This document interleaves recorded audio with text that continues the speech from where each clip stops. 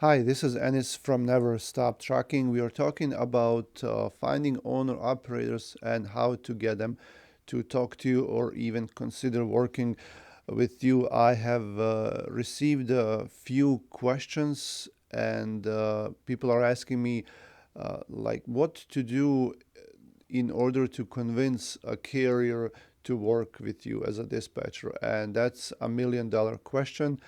So it's not going to be easy as you may have noticed it, but I do have a few tips for you, and maybe you can try some of these in order to get them to work with you. Now, I have been getting a lot of phone calls from dispatching agencies because I do have a trucking authority as well, and they see my phone number and they keep calling me. And every day I am getting maybe around 2 to 5 phone calls at least from dispatching agencies advertising their services. So it's kind of getting annoying, I must tell you.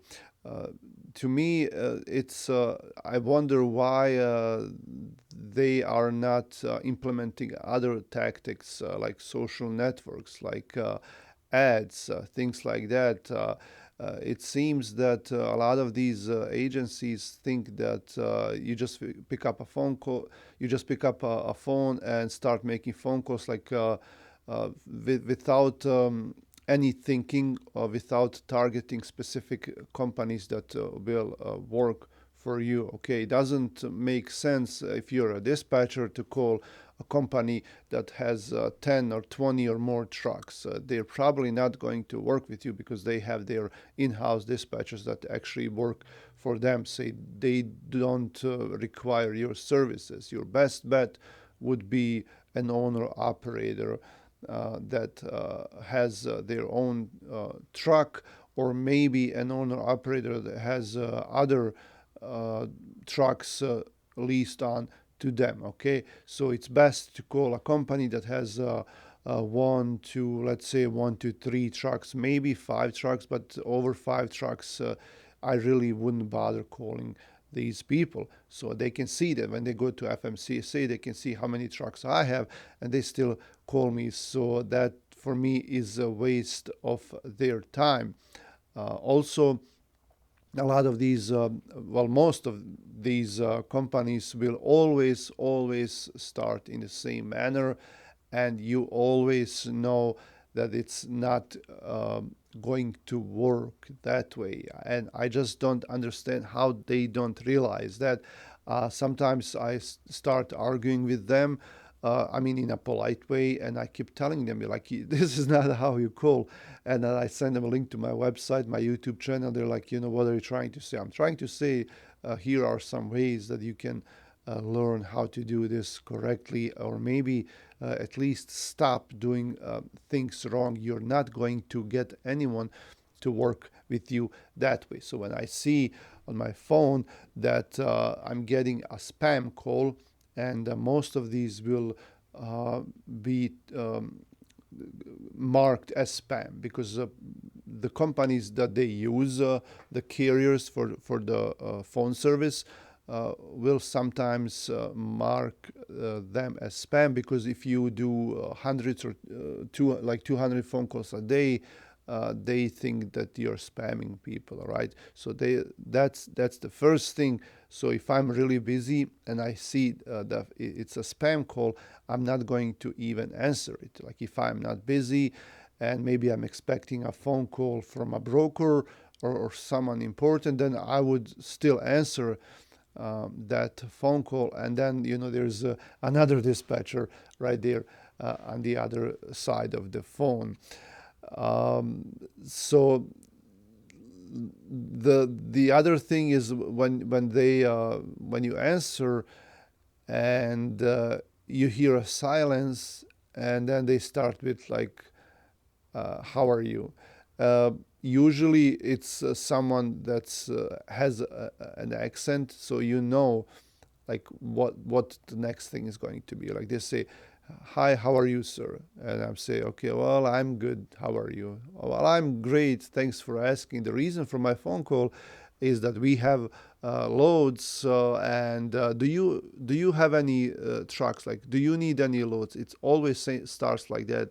And how do you stay polite? How do you tell them politely no? Do you just hang up on them?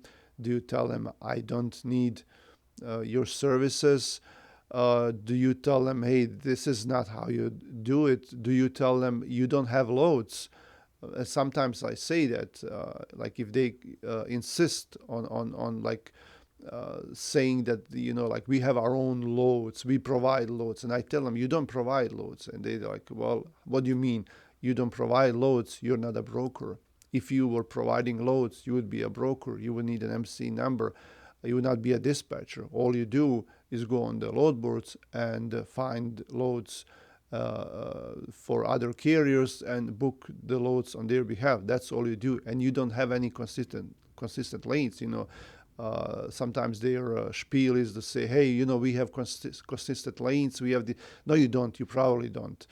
And then another big mistake is that they hire a lot of people just to do these phone calls, and they hope that someone is going to they're gonna catch someone. They're gonna, like, you throw a net in the sea, and you catch whatever you can, and whatever you caught, that's you call it a day.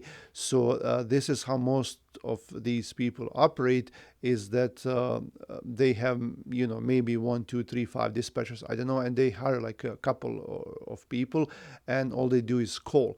And most of these people don't have any experience with dispatching. They don't know how truck works. They don't know anything. So all they do is like call you and tell you these things that usually are not true. And they say, well, we have loads and we can cover you. We can make you $10,000 a week. We have experienced dispatchers. And then once you say yes, then they're going to transfer you to someone else. You're going to work with someone else, with a real dispatcher. Okay. So these people don't know. And it's hard to persuade someone to work with you or with your company if you don't know anything about trucking, about dispatching. So that's not going to work at all.